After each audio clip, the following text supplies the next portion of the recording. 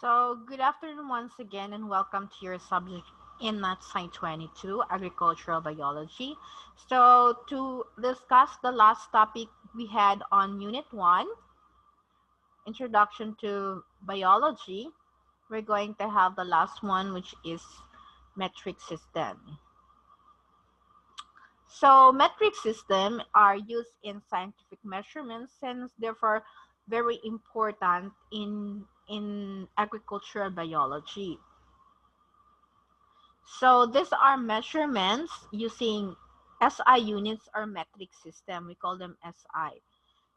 Uh, we will be using SI units or metric system when possible. The whole world uses it except US because they have different measurement system now. So for metric system, we call them SI. It has a meaning which will be shown later. So for example, there are also other units acceptable like with for use with SI like the minute, hour, day, liter, and metric tons, which is equivalent to 60 seconds, 60 minutes, or 3,600 seconds, and 24 hours or 86,400 seconds. And for 1 liter is metric cube or dm cube, and metric tons of equivalent to 1,000 kilogram. There are also use some SI prefixes like we have giga for gi, and that is equivalent to this is billion already. This is 1 million, that's why mega or M. And this is kilo, 1,000, hecto, 100, deca, 10, deci, 0.1, centi, 0.01, milli, 0.001, micro is 0.002456 digits, no? For nano, it's 24689 digits for nano. And pico is 2, 4, 6, 8, 10, 12 no digits. So these are also SI derived units often used in biology. We have area in square meter, volume for cubic meter, mass density for kilogram per cubic meter, specific volume for cubic meter per kilogram, and Celsius temperature or degree Celsius. So as you can see, we also have, aside from Celsius, so under SI, we use degree Celsius, no? Or some are Fahrenheits, but these are not under SI. So, but other units are also acceptable. We have once again the yung minute, hour, day, liter, and metric tons. So, in the metric system, these are developed by the French in the late 1700s based on powers of 10. So it is very easy to use. That's why the Philippines also adopt it, and almost all the world except for USA. So is especially used by scientists, no? And abbreviated as SI, which means Système International, or System International in French. So metric prefixes, regardless of the units, the entire metric system uses the same prefixes. These are example: kilo for 1,000, centi for 1/100, and milli for 1/1,000. And 1 meter is 100 centimeters or 1,000 millimeters. For the length, we use as distance between 2 points. The SI-based unit is meter. And we use rulers or meter sticks to measure the length, or in dressmaking we use the measuring tape, or in construction we use the measuring tape. But then again, we use centimeter or meter. For mass, which is the amount of matter that makes up an object, like a golf ball and a ping pong ball are the same size, but the golf ball has a lot more matter in it, so the golf ball will have more mass. So the SI unit for this is gram, and a paper clip has a mass of about 1 gram, for example, and the mass of an object will not change unless we add or subtract matter from it, so the component or the mass itself. No, we'll use a triple beam balance to scale a measure mass or the weight. The gravity pulls equally on both sides of a balance scale, so you will get the same mass no matter what planet you are on. Wow, that's interesting, right? So using the triple beam balance.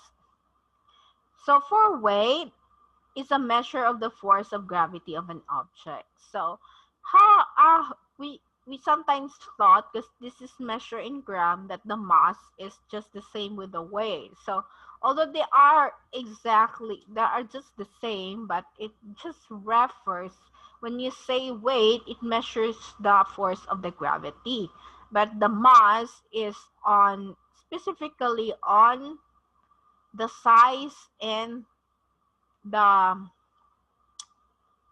the um the matter size of it, no? So going back to the weight, your weight can change depending on the force of gravity. And when we go by planet to planet, the gravity change. The gravity will change depending on the planet you are on. So we use the SI unit for this is Newton or N. The English unit for weight is the pound, no? But we usually use kilogram, no, or gram. So gravity is the force of attraction between any two objects with mass. So we all know, since we were in our childhood, that gravity pulls back to Earth. It's the Earth gravity that pulls us grounded. So, and that's how our weight definitely was derived. So the first depends on two things. Distance, more distance is equal to less gravity and less weight, no? And less distance, more gravity and more weight. So if you are near to the object which has the gravity, so the more weight you have. So more mass, more gravity is more weight, and less mass is less gravity and less weight. And that mass is actually, you know, is the when we say when we use to weigh ourselves, we that is supposed to be the actual mass. But when but in the actual in the actual life situation, we cannot deny the fact that we are being pulled out by gravity. That's why we use weight.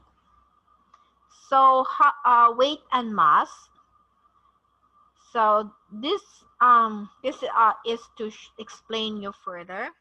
Notice that Gill's mass never changes. No, this is Gill's mass and weight. In Earth 1, for example, this is just to illustrate, no, the difference between mass and weight. So in Earth 1 gravity, Gill weight has a mass of 30 kilogram and a Newton of 300, no? But in Moon, the weight becomes 50 Newton, and in Jupiter, because Moon is has 1/6 of the gravity, while Earth has 1 gravity. In Jupiter, it has 2.5 gravities. And if you are on orbit or if you are on the space, it is 0 gravity. That's why you can see all the astronauts that are inside a spaceship that are just hanging or flying around. So It's 0 newtons, no? So in Jupiter, your gravity will double. So your weight definitely will increase. So, but the mass never changed. That is your actual or true weight, no? So her mother will not allow us to take parts of her or add parts to her. So her mass stays the same. Jill is 30 kilogram of little girl no matter where she goes. So because that's actually the actual mass, and because of the gravity, then our weight becomes, you know, differ usually wherever we go. When you go to space, you still weigh 30 kilogram. Although we don't use Newton as our weight because we sort of maybe combine it, no? So of mass versus weight. Now next is the volume. Is the amount of space contained inside the object. So we can find the volume of back shades by the formula using length times width times height. So that's the volume. So what's the length of the width and the height? So we just multiply them, and the unit for this is cubic meter. So a box with 2 centimeter times 3 centimeter, 2 centimeter length times 3 centimeter width times 5 centimeter height would have 30 centimeter cube volume. No? That's how we get volume. So for base units, the base unit for volume is liter using the SI metric system. We measure volume with a graduated cylinder. We don't usually measure them in a test tube because scientifically the graduated cylinder is more accurate. That's why. So liquids form curve the upper surface when poured into graduated cylinder like this. We call them the meniscus. And to correctly read the volume, read the bottom of the curve here, called the meniscus. So this is how you read. So if this is 5 liter here and this is 6, so don't read the 6 liter but the 5 liter. Now for liquid volume, when the metric system was created, they decided that the 1 centimeter cube or cubic meter of water would equal to 1 millimeter of water. And the 1 milliliter of water will have a mass of 1 gram. So take note, and it's pretty actually accurate because when you just, when you measure the volume of water, usually the 1 cubic meter of water is just equivalent to 1 ml of water, which is when you weigh them is actually 1 gram. No, but take note when the volume may change when you add water with some other compounds, like, but not so much, no, like when you add them with flour, we add them with sugar, so it may differ, but with pure water this is very accurate. So that's why when you say 10 liters of water would be 10 kilogram. So water displacement, we can use water displacement to find the volume of objects that are not box shaped. So this is water displacement. And we can put water in a graduated cylinder if a rock causes the level to rise from 7 to 9 ml, and the rock must have a volume of 2 ml. So if you want to measure the volume of the rock, for example, then you just, measure the water here. It's 7 ml and you add the rock. So therefore, if it's 9, so definitely the added volume is the volume of the rock. So water mass and volume. In 1 cubic meter of water, there is 1 ml of water, which is 1 gram. So what would be the mass of 50 ml of water? So therefore, yung kanina, 50 grams. If 50 ml, 50 grams. So what would be the mass of 1 liter of water? So there could be 1 liter is 1,000 ml, so 1,000 grams, or 1 kilogram is its water mass and volume. So equal lang. Next, another one is density. Density is the amount of matter or mass compared to the amount of space or volume the object occupies. So to measure mass in grams and volume in centimeter cube or ml. So the formula for density is this. Density is mass divided by the volume. This one.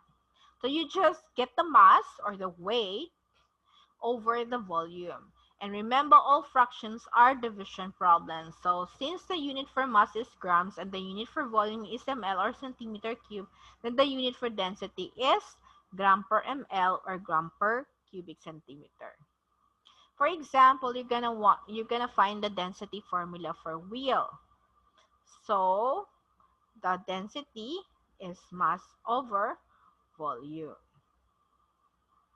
Formal wheels make it easy to solve density problems. So cover the property you are trying to find and do what is left over. To find density, cover the word density. You have mass over volume. Remaining.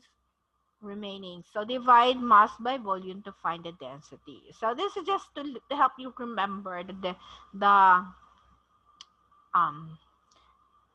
if you memorize this structure, then this you cover the density. So that is mass over volume. And to find mass, you cover the word mass. So that means you now have density times volume. So if you want to find mass this time, cover the mass, and that means density times volume. And to find the volume, that means mass divided by density. So this is pretty accurate, right?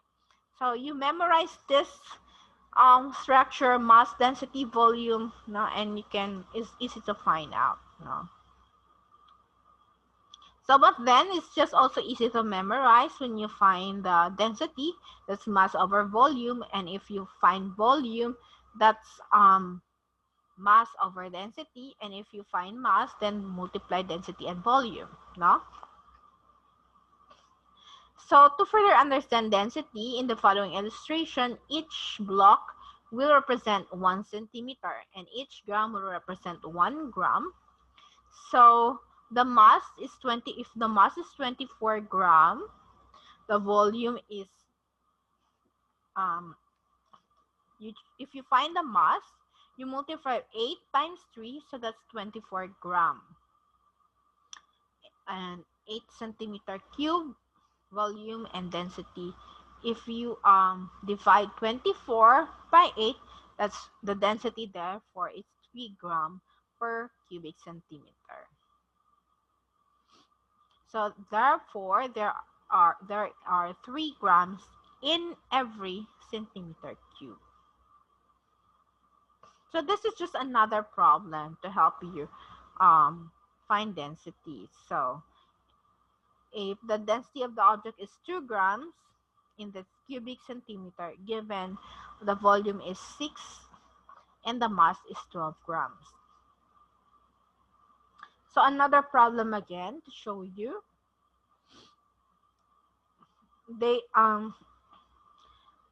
So this is for an example with like for gravel, no? When some of the materials are not uniform density, like this one. So just the same, but then the same formula, no, when you find density, mass over volume, still the same. So water and density, since 1 gram of water has a volume of 1 ml, then the density of water will always be 1 gram per ml.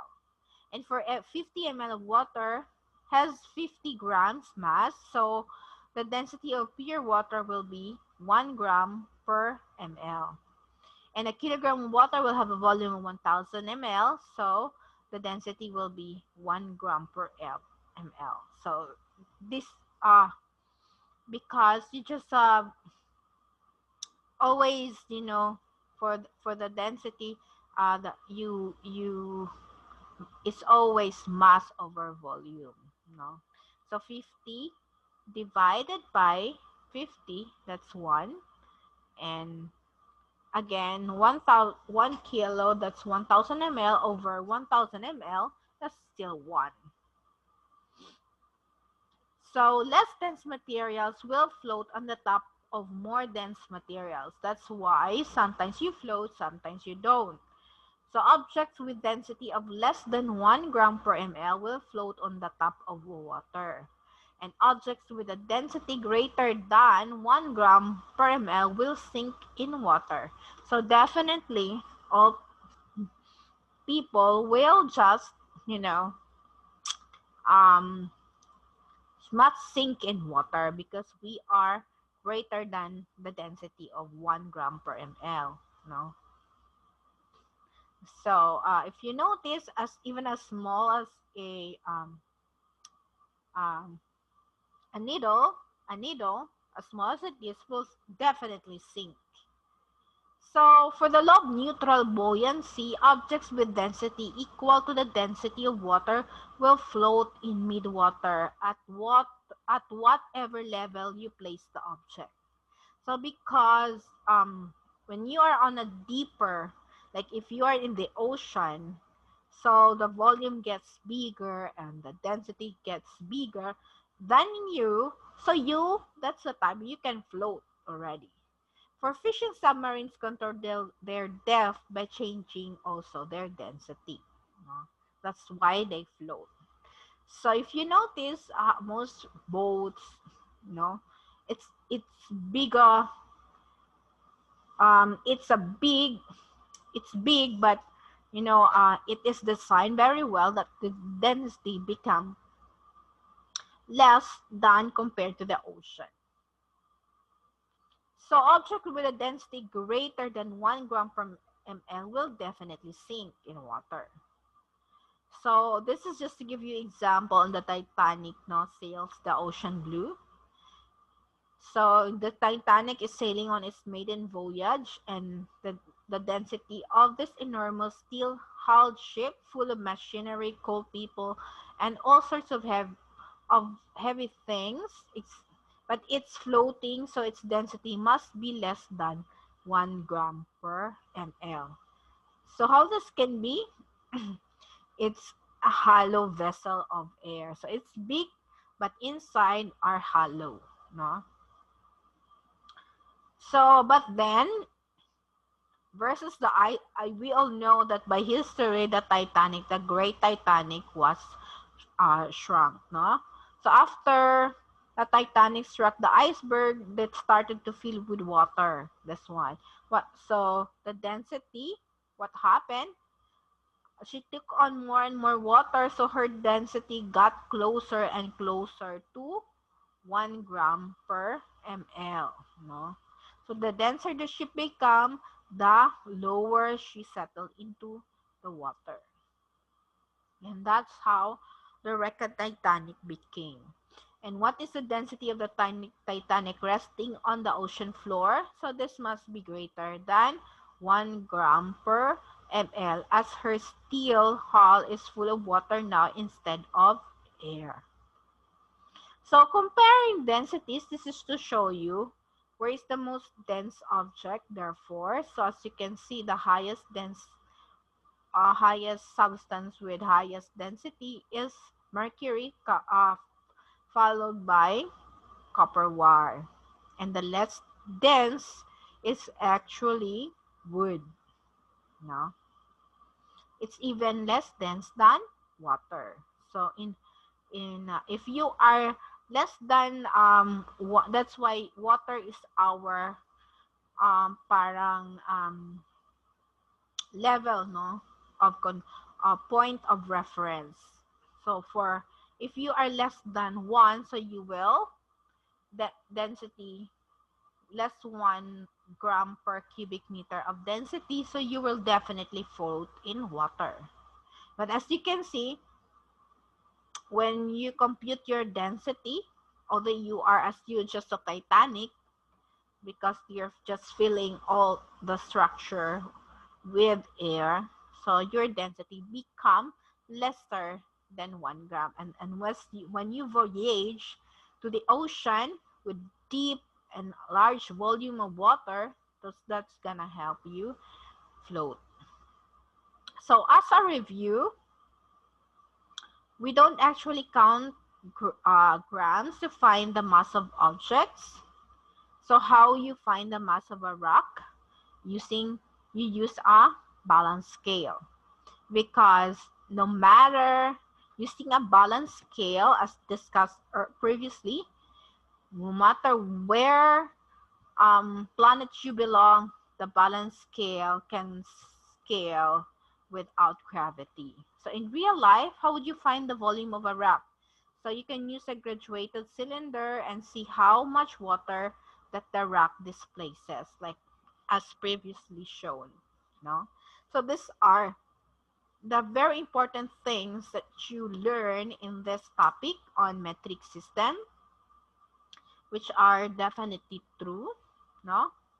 Although we don't use Newton for our weight, we use instead kilogram, and that is for the actual mass we have. No? So if you have further questions and clarification regarding this topic in metric system, so just post your questions on comment on our Google Classroom. So thank you very much for listening, and I will see you on the chapter 2 on the next topic we're going to have. So hopefully most of you can join me, and for now, please just review and watch this video.